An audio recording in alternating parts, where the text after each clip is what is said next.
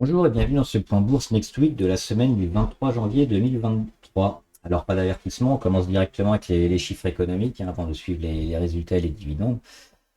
À noter quand même que en cette fin de semaine, les marchés US ont plutôt bien réagi avec le Dow Jones qui prend 1%, on le voit ici, et le Nasdaq qui a récupéré 2,8, donc qui a récupéré tout ce qu'il avait perdu ces deux dernières séances, donc plutôt intéressant. Les chiffres économiques, donc la semaine prochaine, il n'y aura pas forcément des gros des chiffres très importants. À noter quand même que la Chine sera fermée toute la semaine pour cause de Nouvel An chinois. Donc les bourses asiatiques principalement, il y aura Chine et puis aussi je crois Singapour, Hong Kong et peut-être encore une autre. Donc la plupart du temps fermé. Voilà, donc lundi, la chose la plus importante, ce sera à 18h45 le discours de Christine Lagarde, la présidente de la BCE. On fera un point d'ailleurs sur les banques centrales et la hausse des taux, que ce soit la BCE ou la Fed, la Banque fédérale américaine, prochainement, parce qu'il y a une réunion qui doit être prévue le 1er et le 2 février pour la BCE et la Fed. Oui, ils annonceront très certainement les hausses des taux et dernièrement, on n'est pas tellement trop conciliant avec une approche un peu plus raisonnée. On veut continuer à augmenter les taux pour lutter contre l'inflation. C'est ce qui est ressorti des dernières interventions. On aura probablement cette confirmation sur la BCE lundi. Le 24, mardi, 9h15, PMI Service au niveau de la France. Donc c'est un indice qui nous permet de noter un peu la force du secteur des services en France. Donc si on est au-dessus de 50, c'est plutôt bien. En dessous, c'est-à-dire que le marché se contracte. On s'attend à 49,8.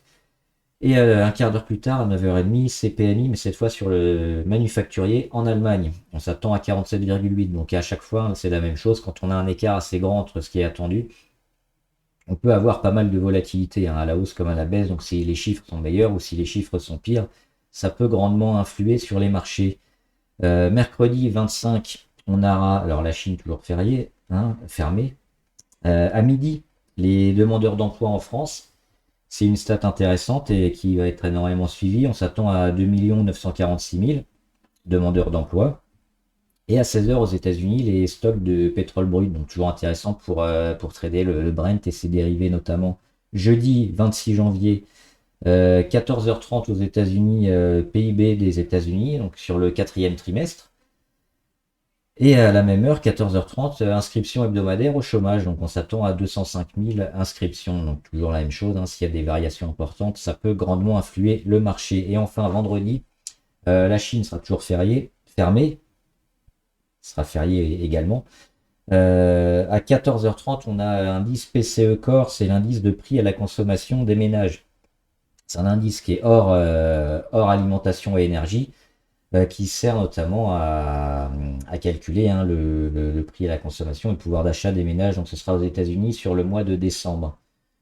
Voilà donc pour toute la semaine. Les chiffres économiques ne sont pas forcément très, très importants cette semaine-là. On aura notamment pas mal de résultats qui vont être plutôt intéressants, notamment sur les entreprises donc, européennes et américaines. Donc on va passer rapidement, on va pas faire les graphiques, on va juste noter les résultats. Donc lundi, on aura Big Ben Interactive et Nacon. Nacon, c'est une filiale de Big Ben Interactive sur les jeux vidéo notamment. Chiffre d'affaires du troisième trimestre 2022.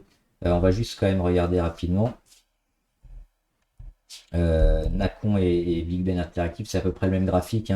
On voit qu'ils ont chuté énormément cette fin d'année. Et puis là, ils sont en train de se reprendre. Donc peut-être, si les résultats sont achetés, le début d'un rebond intéressant sur ces deux valeurs. On a aussi Eurobio Scientifique, chiffre d'affaires annuel. Donc ça, c'est pour lundi. Le 24, mardi, on aura Microsoft. On va faire les principales en graphique. Microsoft donc, qui annonce ses résultats mardi 24. Ça, c'est très important pour le Nasdaq notamment. Et toutes les techs, les techs qui ont bien rebondi et qui pourraient peut-être repartir. Donc ça va être à suivre. On a également Texas Instruments mardi, Lockheed Martin, 3M et Interparfum. Interparfum qui est toujours en. On va les noter, Interparfum, parce qu'ils font un beau. Ils ont un beau graphe. On voit hein, ici.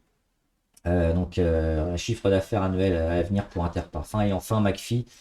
On va les mettre aussi. McPhy, ils sont assez suivis dernièrement sur l'hydrogène, hein. McPhy, ils ont un peu de mal ici sur leur résistance à 15 euros environ. Ils sont à la prise avec leur moyenne les plus hautes. Là, ils sont bien revenus, mais toujours en résistance ici sur cette zone autour des 15 euros qu'ils n'arrivent pas à passer. Donc, pour l'instant, il faudra passer cette zone-là avant d'être positif sur McPhy ou MC5, donc chiffre d'affaires annuel le 24.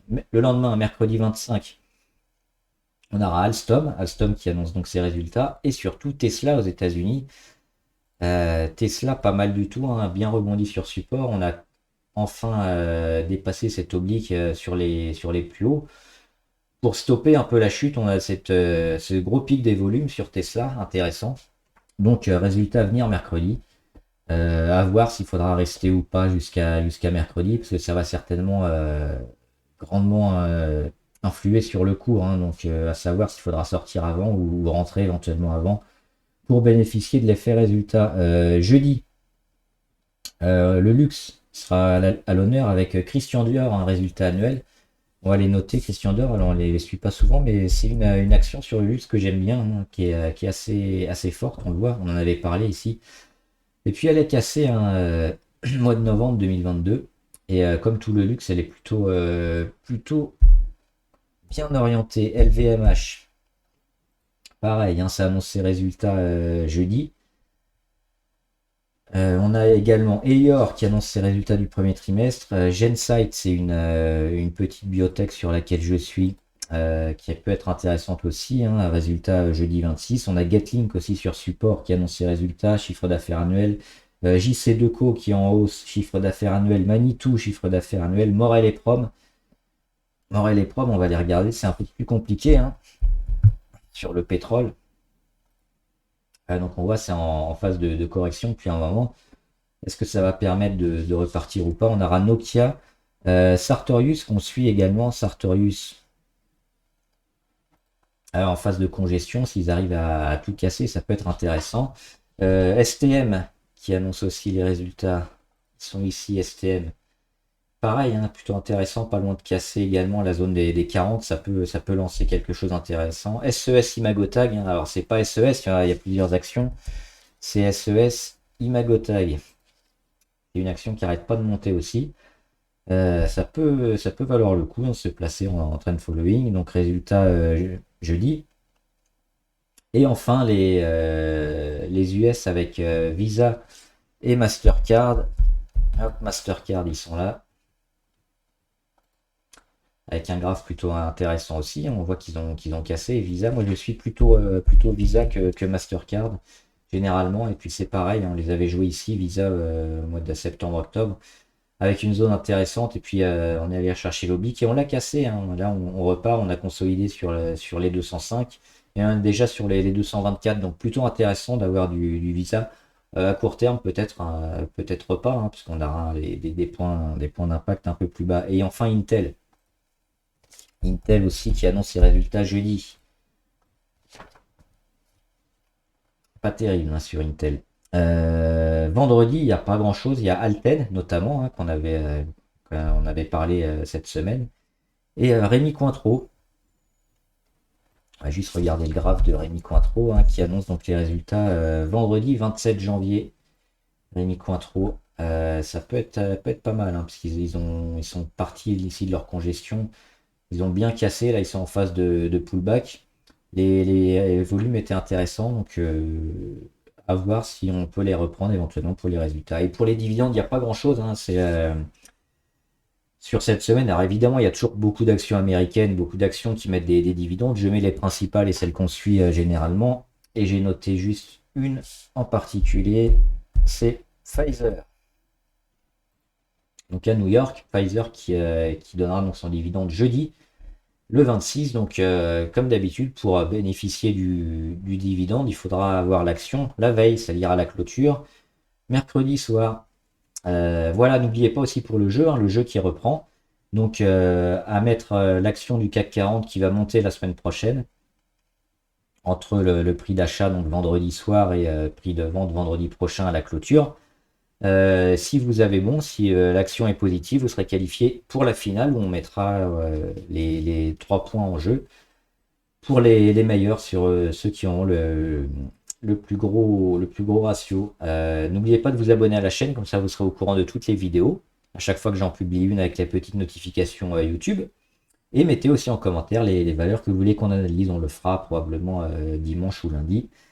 Également en commentaire hein, les pépites que vous suivez. Bon trade, à plus!